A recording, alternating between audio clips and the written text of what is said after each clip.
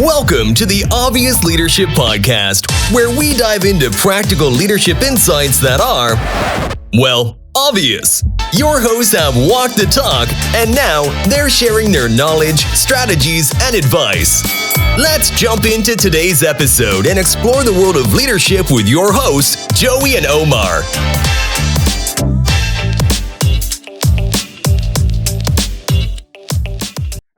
So how's everything been going? I know you've been pretty busy on your side. Yeah, man. It's been a little crazy, man. But I thrive in the chaos, man. You got to, man. It's just you got to do it. You got to do the best you can. Yeah, and I mean that's a big difference, right? When you're a leader, there's a difference between the leader that's getting things going and the leader that's maintaining, right? Yeah. And I can tell you from a personal experience. I'm typically the guy you bring in to get things going and started. I can maintain things. It's just there's no fun in that, right? That's going to be more like your operational leader. That all right, they have to have a set routine. They don't function unless things are A, B, and C in that order. Because anything that like comes up is going to throw them out of whack, and they're going to have a little bit of a hard time adjusting to it. And you really see that a lot in sales organizations. All right. Yeah. Well, I mean, that we've talked about it before, right? If you're maintaining, you're not necessarily getting better. So what are you doing? Right? I mean, you're just hanging out. You know what I mean? No, it's true. It's true. It's when you have to grow, right? You're living in the uncomfortable zone. You're living in the zone that's going to make you thrive. But it's going to be very uncomfortable. It's going to push you. It's going to make you question yourself. And it's those conversations that you have that you're like, man, is this really what I want to do? Is this really what I'm putting myself through?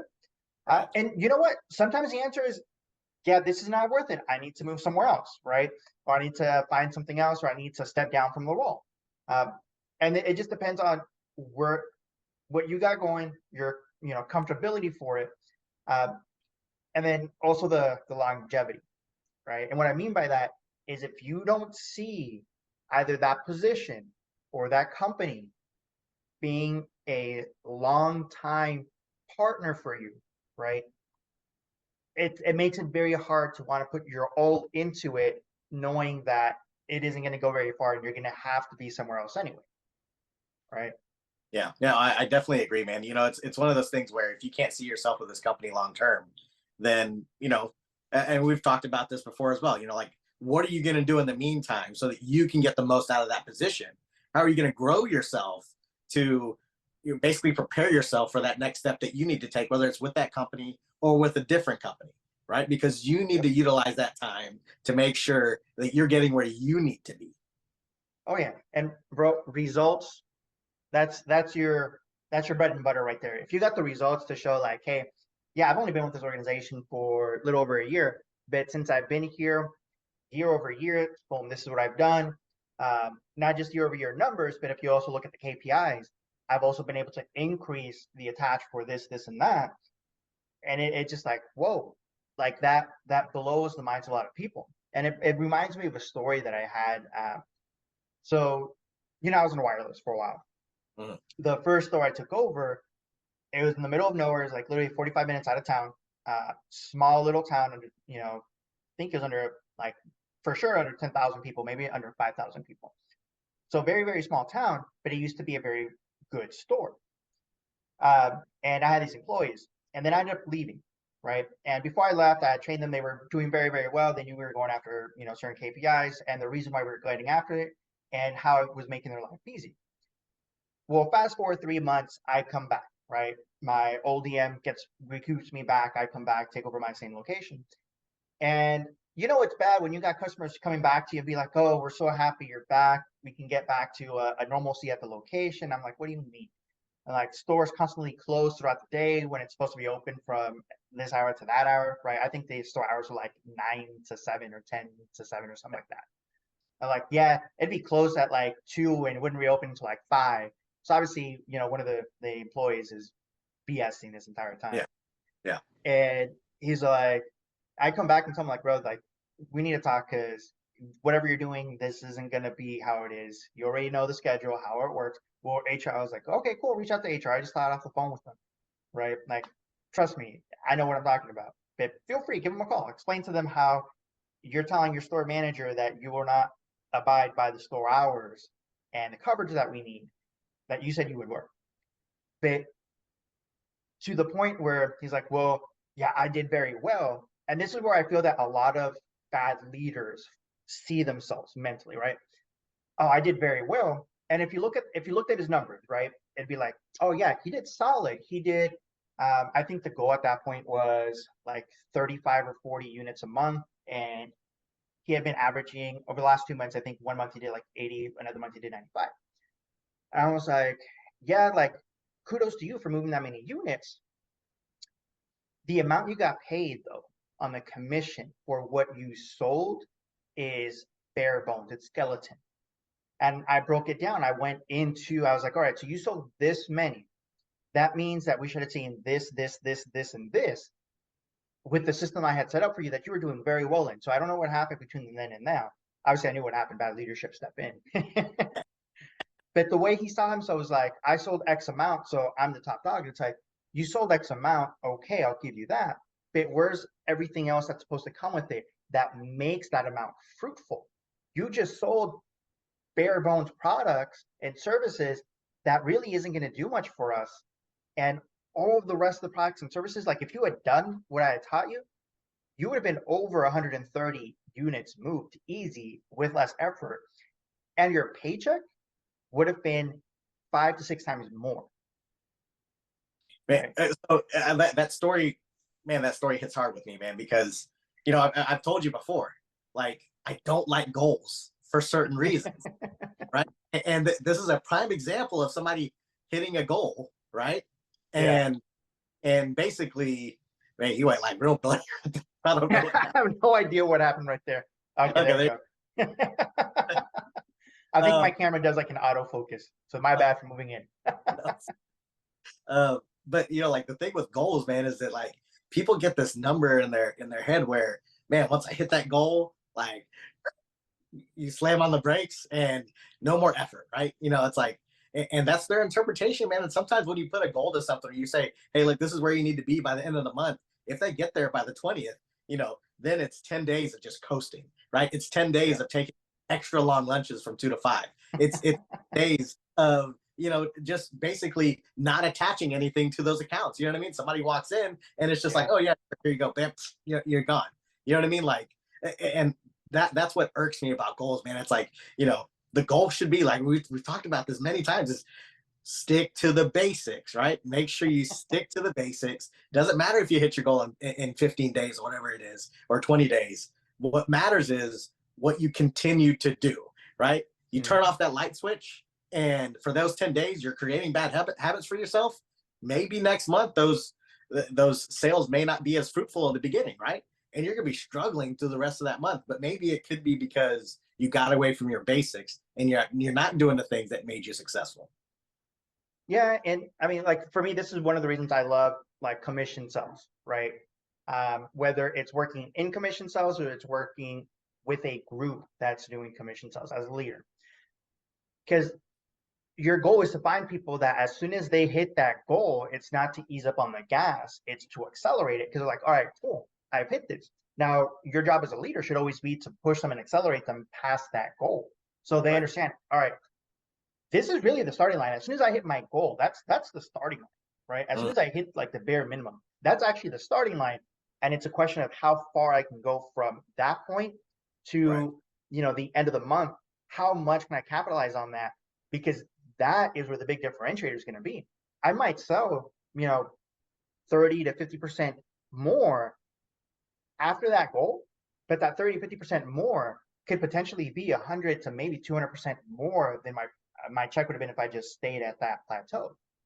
Right. And it's having that conversation to get them to visualize the possibilities of what it means to them, not money wise, right? Because a lot of people, even though you will tell them, a lot of people don't really truly get happy over, okay, an extra $1,000. I know it sounds crazy, but when you can actually visualize somebody spending that $1,000, right? yeah, that extra $1,000 is going to be like extra parts for your Jeep. It's going to be, a couple of extra trips you could take. It could be a couple of, more sporting events or Happy hour. yeah, right. And that's where it really starts to hit home when you can really talk to what it means for them to have that extra money in their pocket. If they got kids, it could be extra savings for the kids. It could be, and that's where it comes down to knowing your people. I know we've talked about it in previous episodes. You have Exactly. to know your people to understand what actually motivates them. Because if you're in Yep. that old school mindset where, oh yeah, it's all about money, money, money, hustle, hustle, hustle, you truly don't understand your team. Because Right. here's the thing: if that's really what you think is driving your team, the moment that they have the opportunity to jump somewhere else, where they will make about the same, maybe a little bit less, but they have the ability to do everything else that they wanted to because somebody can actually verbalize that to them and help them visualize it, you have a big old hole in your ship that you're constantly having to, you know, plug up. And as a leader, as somebody who's had multiple locations, as somebody who's worked in recruiting, that is the worst thing you could have, because then I have a bunch of tenured people that are constantly leaving, or a bunch of really great people that are constantly leaving because there are better opportunities out there, and that opportunity doesn't always pay more.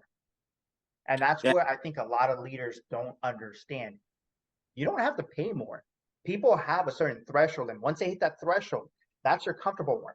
Anything above that is gravy. But as long as they can stay at that threshold, if they can have more freedom on other sides, they will jump ship.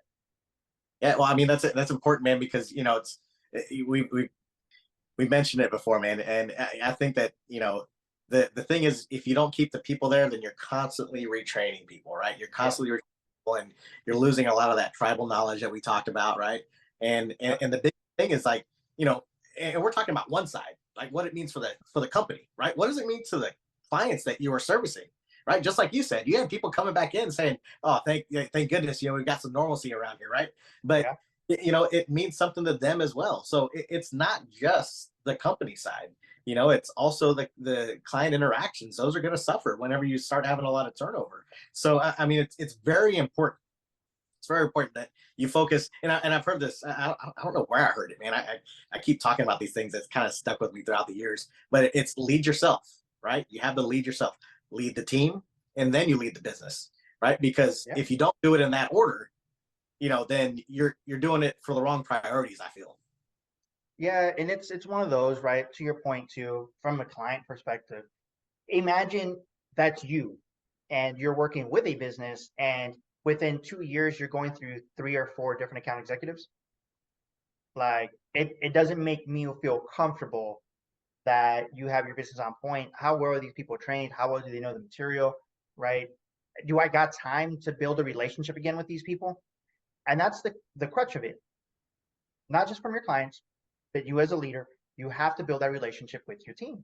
And every single time that you lose somebody and you bring somebody new on board, and I say that for the wrong reasons, right? When you lose people for the wrong reasons, then that means that you have to do this dance all over again. You have to retrain. You're now taking time out of either yourself or your leaders underneath you, as far as like having to train, develop, and making sure that they hit the metric that they're supposed to hit, because obviously you're going to see a little bit of a learning curve as they get adjusted. Now, if Yeah. you're losing people for the right reasons, meaning that they're getting promoted, they're growing within the organization, that gets people excited. So when you bring people on board, it's an excitement as opposed to a downbeat feeling that you're coming into. So when they're like, yeah, the person that you're replacing or the position that you have is open because the person that was there is getting promoted to a different position, yada yada. It's like, Yeah. okay, they're excited because the person that was there was promoted. Now this new person is excited because they're like, oh snap. Like they hire and grow from within, and I can see that because I'm directly replacing somebody who is growing within the organization. Yeah, I mean, it's so important because whenever you promote somebody, it's almost like it's planned, right? You know it's coming, right? You've grown that person, and you have a feeling, man, this time they're going to go for that interview, and I know that I'm going to need to replace them. But it's planned versus somebody up and leaving, giving you a 2 weeks notice, and you're struggling to find out how you're going to cover, all the holes that they're going to leave, right? All the things Yep. that they. And usually, whenever you're grooming somebody for that promotion, right? Or something else. Like basically what you're doing is you're getting the people around them to ensure that basically if that person wasn't here, they're going to be able to fill in those holes until we can get somebody up to speed. Yeah. And they're excited. It goes back to that excitement part because it's a growth within the family unit that they have at work. Mm-hmm. So, and that's always the big thing. You got to look at it. You're growing relationships, you're building skill sets within people that you want to be fruitful. Mm-hmm. So you got to invest time and effort into these people. It's just like building, a relationship with a client. You spend time with, those individual business accounts or those individuals to build that relationship and that rapport to be able to grow it. There is no difference as a leader. The only big difference you're going to see is that you're actually leading these people to work with you towards a bigger goal. Yeah, I like that reference for customers, right? Because most definitely you are making sure that you're getting everything that they need taken care of, but also you have to listen to what they want from you, right? And you have to give them what they want from you. Otherwise, they're not going to do business with you, right? So it's exact same thing. The relationship with your employee or your fellow managers or whatever, whoever you're interacting with on a daily basis, you need to make sure that you are listening to what they want from the relationship that you have with them, right? So that can be fruitful. Yeah, no, man, it reminds me. So everybody should know I live in Texas. I'm out in California right now. Those that don't know, I know you know, Joey. My pop's going through cancer treatments right now, so I'm out here helping out, driving him to and from and, helping keep his spirits up. But the flight out here was the craziest thing. I literally flew in at 2 a.m. I was supposed to get here yesterday at 11 p.m., right? And the only reason is apparently they had a flight attendant that didn't show up. And I'm thinking in my head, like, this is kind of ridiculous. Like, you can't just, like, you've got to have people, like, on standby. But it goes back to all these headlines. And, I didn't fret too much. There's people in the airline that were, like, upset, stuff like that. And I'm like, obviously, you guys haven't been reading the news at all, right? Because if you've been reading the news, you've kept up in the news, especially when it comes to employment news, you know that airlines have been struggling to retain employees because their terms are shit. Excuse my language, but it's one of those where they're not looking out for their people and they're trying to squeeze every single little cent, not only out of their customer bases. And obviously we don't have many options when it comes to flying, right? Because if we did, trust me, it wouldn't be the way it is right now. Right. And two, they're trying to squeeze it out of their employees as well by, not offering the way they better compensation plans, better benefits, things like that. All stuff that would lead to better customer interactions and customer purchases overall, right? Because if I'm happy with the airline, I'm going to keep going back. Like, it's going to be that, okay, I'm happy with it. You haven't done me wrong. There is no need to move because you haven't done me wrong. Yeah. And it's one of those, like, it boggles my mind when companies and organizations don't understand that by taking care of your people, you take care of your business. And by taking care of your business will grow. It's like, you heard about the guy, I think he's out in Washington. He has a credit card company or credit card processing company. And I think at this point, it's like 7, 8 years ago, he decided he was going to end up paying a minimum living wage of $70,000. Now, mind you, this is like 7, 8 years ago. Okay. Uh-huh. So it didn't matter if you're the janitor. It didn't matter if you're in accounting. The minimum that anybody in the company was going to get paid was going to be $70,000. And obviously you could do raises from there. Or there would be some like merit changes based on your experience. But across the board, the median income was $70,000. Now, when you take care of your people like that, especially for people that may not have, realized like, hey, I'm actually worth that much, it makes them more loyal to the organization, not in a sense where I'm not going to leave, but also I'm going to step it up and I'm going to do more on my part because they're doing more on their part. Not only do you do that, but you also like really great benefits, right? It's funny because everybody was talking about, all the economists, all these business people, like, yeah, it's going to be a case study of a failed business. No, his revenues have grown every single year, and that's with paying his people that. And obviously, as he decided to take the executive decision to cut his compensation to be able to afford that for his people. right? Because obviously that's what's going to be the long-term investment is his people are going to keep the organization growing and profitable. So if I make sure my team is well taken care of, they're going to take care of the company as well. Man, this I like, my wheels are turning, man. So I've got like, so what I hear companies do a lot of times, like if you're going to shop a company, right, that you never, let's say it's flying, right? Let's say it's flying. It, like, basically as a consumer, a lot of times what we do is we go off the benefits that the company will give me as a consumer. So like rewards, right? So, you know, I mean, that's the thing that they do to convince us to go over there, right? Yeah. But we get on that plane and we have a horrible experience, or we don't get on the plane for 6 hours and we have a horrible experience, and those rewards don't matter to us, right? So essentially what I'm hearing that this guy is doing is, instead of investing millions or however much into a customer reward system, he's investing in his people, and his people are taking care of the people that do business with him, which means that they're going to get referrals from people that are currently doing business, you know, and the network is going to grow exponentially, right? Just because of the people that you are taking care of, which are the people that are taking care of your business. Yeah. And it's funny when you look at his numbers, because he shared it. His retention rate is ridiculous. He almost has very minimal churn. You're never going to have zero churn. Like, that's just the way it is, right? But on top of that, from a people perspective, the number of his employees that are homeowners is drastically above the median income, or the average when it comes to the US with any other companies, right? The number of his employees that have children have dramatically increased compared to, you know, comparable numbers in other organizations. And just, you have a lot of other things that start affecting the rest of the economy around that, right? Yeah. Not just the individual people, but now you're growing around. And that's where it comes down to taking care of your people, right? Now, obviously, you as a leader don't have the final say as to how much your employees get paid by the company. That's just typically not within our wheelhouse. We can voice it, we can bring it up, right? Especially if you're in a smaller organization, but you're not the one making the decision at the end of the day. But what you can do is you can do uh, like cases as to, all right, so my employees that are making X amount of dollars or X amount in, you know, sales are able to do this. So there's a reason why we're retaining them.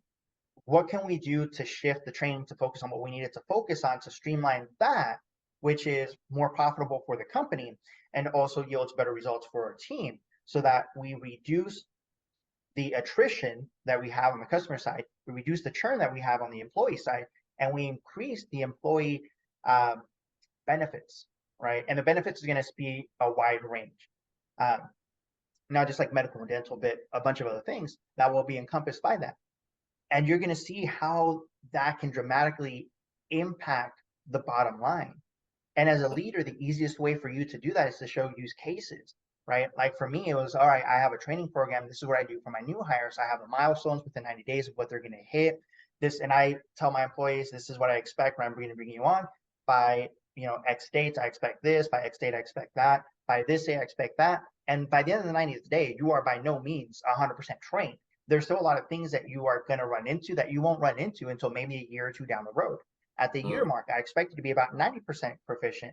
And after 2 years, I expect you to be closer to that 95 to 100. Because by that point, you've been into a lot of different scenarios and you've had a lot of customer interactions at that point, right? But you're giving that person that entirety of what it looks like to be with you, and you're giving them a time frame. And what you're also doing is you're planting the seed of, this is not just the job I'm going to be here for a couple of months and I'm going to be out. This is something where there is going to be opportunity and challenge, and there's going to be potential growth, right? And that is where you start seeing like that difference between the talk of, all right, yeah, if you come in, if you sell X amount, you'll make X dollars.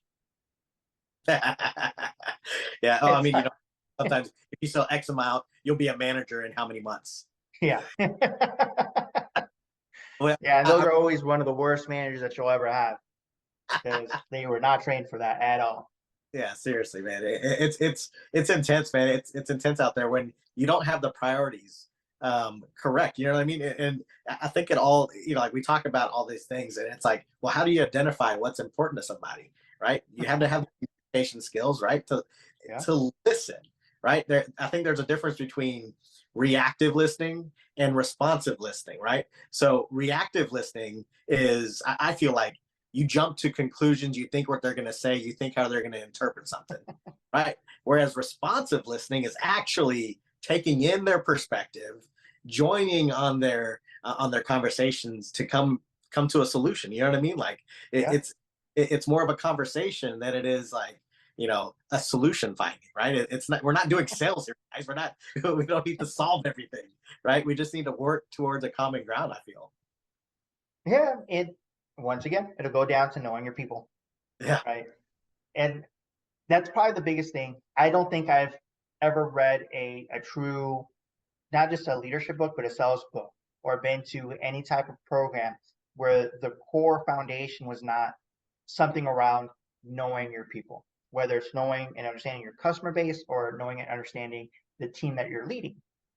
And that doesn't mean, all right, so for instance, football terms, it doesn't mean that, okay, what drives your team is going to be that ring at the end of the season. That's Right. not what's going to drive your team, Yeah. right? That's a result of what's driving your team. But when you understand what's actually driving your team, you can make it specific to that. And when you have those one-off conversations with them, it'll hit home. And when you have the conversation with the team as a whole, it hits home and gets them to want to work together for that. Well, I mean, that's the difference between the team that wins the goal, right? And the teams that don't get there, because however many teams that we're talking about are pushing for that same goal. But you know what? There's only one person that achieves that, right? Yeah. But, with that being said, that doesn't mean that those other teams were not successful, right? They may have had a losing record last year, and now it's positive, right? They're Yeah. working in the right direction. And sometimes that's all they need as the encouragement to push forward, right? And the steps, the little steps, one step at a time, one step a day, that 1% better every day, right? That's what we talk about to make sure that you are pushing these guys in the right direction for unlimited growth. Yeah. And okay, think it. Gotta stop doing that. So, I mean, you're talking about year-over-year numbers, and that makes perfect sense because year-over-year numbers is going to be different for everybody, even within the same organization. The year-over-year numbers for store A compared to store C, that's going to be different because different volume, different traffic, different niche clientele within that market, right? Mhm. So, as the goal of the company, yeah, this is the ultimate goal. Then you have the individual goals that we're trying to break. But even for the leadership within that and the teams within that location, that's not their actual goal, right? The Mhm. year-over-year numbers is a benchmark. The goal that they're trying to hit is going to be maybe getting better at a certain KPI, maybe getting better at employee engagement, maybe getting better at whatever. There's so many different things that you can bring up, but understanding where your actual focus is, and as a leader, understanding which focuses are going to yield better and higher results. Because there's no point in focusing on things that are only going to make you 0.5% better when you can focus on something that's going to yield results that will make you 5 to 10% better. Yeah. Right? Because that is huge. Because you can't put your attention, and we've mentioned this before, right? Delegating, time management. As a leader, you can't put your attention on every single little thing that comes across your desk. Yeah. You have to understand what needs focus and attention right away, what's going to take the majority of your attention and your focus, and what things you need to kind of delegate or just put on the back burner because they are absolutely not important. Right? Yeah, you hit the nail on the head there, man. Because like if you see two opportunities and one will only make you 1% better, that's what we talk about, right? That 1% is learn. I take that as don't go at one day where you don't learn anything, right? Yeah. But if that day where, hey, I'm going to learn five things today or 5% better versus the 1%, what are you going to choose, right? Take that opportunity. Take the 5% today. You don't know what's going to be there tomorrow. Is it just going to be 1%, or is it going to be another 5%, right? Take those 5%, right? Make sure you're capital on those things. And I think that boils down to noticing where your momentum is going, right? If you know your is going this way, don't just focus on like, kind of inching back the other way and like, I still need to grow this side. Like take that momentum, right? Take that momentum and try to, include something else in it so that, you can make sure that you're rolling in the right direction. Yeah. And to your point there, once you've attained that item, you substitute it out. You don't say, all right, this has now been attained. I'm just going to close that out. And now I have more bandwidth. It's like, all right, cool. You have more bandwidth. So substitute that for whatever needs more attention now. Right. Yeah. Because it's an ever growing, ever changing thing. Things are going to happen. Things are going to change. Attentions are going to change. Focuses are going to evolve. You have to be able to adapt to that as well. So once you've attained it or gotten close, because sometimes attainment isn't perfect, right? Mm-hmm. Good enough is better than perfect. Like that's what a lot of people don't realize. Like I have to hit this to be perfect. It's like, okay, cool. You can, but at the same time, you got to look at the rest of your of the rest of the things that you need to achieve. And is it feasible to do all that with still trying to get that 0.3% difference? Or is that good enough where I can put more attention on what needs more attention? Right. But I mean, it's a lot of times that, man, I look back and I feel like it's about being well-rounded, right? So let's say there are 5 KPIs, right? And there's a rating system on those KPIs. Let's say you're 200% on one, but you're 60% on everything else. And you're number 1 in the market, whatever the case is, right? Yeah. So you keep along, right? And you're like 200, 210%, 220%, but you're still at 60 on those other ones. Now, what if you can grow that 60 to 120% and go to 210 on that other KPI, right? I feel like you're getting to be a more well-rounded performer that will definitely take out the competition, right? Because there might be competition out there that is 80, 80, 80, 80, and I'm not sure of the math here, right? But they might be they might be pretty darn close, or even if you take those percentages and add them up, right? So, just because you're over here at 200 and you're at 60 doesn't mean that you need to stop growing or you're number 1 or you need to pull back, right? But it's about making sure that, like you were saying, like make sure you take that and apply it to the other KPIs or whatever else it is that you're working on or that you're measured on, and make sure you grow everything right up to that kind of performance, because you proved it can be done. Yeah. I mean, see what's lateral, right? See what's easiest, be able to go from there and grow it. And I mean, KPIs are all weighted different, right? Some have a higher weight than others. Mm-hmm. That's what you need to focus on. What is going to be the bigger impact to my business? How can I incorporate that? And what can I do to complement that to what I'm doing right now so that I can easily grow it instead of having to reinvent the wheel, right? Because as a leader, you shouldn't need to reinvent the wheel. You should be able to innovate. You should be able to grow from where you're at. So find out what's the next weighted item that really needs your attention and go from there. And I mean, there's different strategies on how to be able to go about it, right? That's what I've done. I've seen which ones have the biggest weight. And that's what I went after because that's what made more sense. If I'm going to go after something that's got the most minimalist weight in my KPI categories, like it's not going to make much effect on my numbers, and it's not going to make much effect to the business numbers at the bottom line, because there's a reason why it's weighted so low.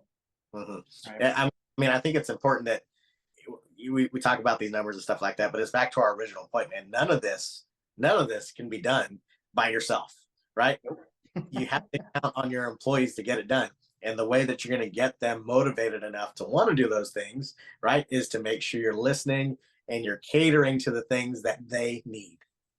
Yeah. Knowing your people, understanding where they're coming from, understanding what motivates them, right? You have to be able to have those conversations to verbalize and have them visualize what the importance of their efforts is, right?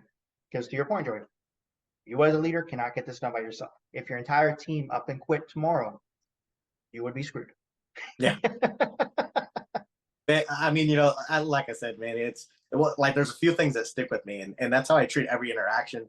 But also, that's how I think about my employees as well. Like, is this the last employee that I will ever be able to train? Like, what if they said we can never hire somebody again, and you have to deal with the people that you have, right? I mean, I don't think that's ever going to happen, but it's the same thing with a customer, right? If that was the last customer to walk through your door, how would you treat that relationship differently, right? Yeah. What would you do differently? Well, I mean, that's a good topic. We definitely aren't going to have enough time to even touch it. But that's a good topic to leave off on, because I will tell you this. It doesn't matter the employees that you have. You got to put the effort in. Once you put the effort in, then you can make the decision. And that's where a lot of new leaders and underdeveloped leaders struggle with. But that's unfortunate. We're going to have to leave on that cliffhanger, guys. I don't want to get too close to the camera because my camera's going to do that blurry thing again. That's funny, man. All right, Joey. Always a pleasure, brother. Always a pleasure. And that brings us to the end of today's Obvious Leadership episode. Remember, every great leader starts with one step, and you're already on your way. Small changes lead to significant impact. Until next time, keep leading with purpose, and remember that leadership is the key to unlocking extraordinary results.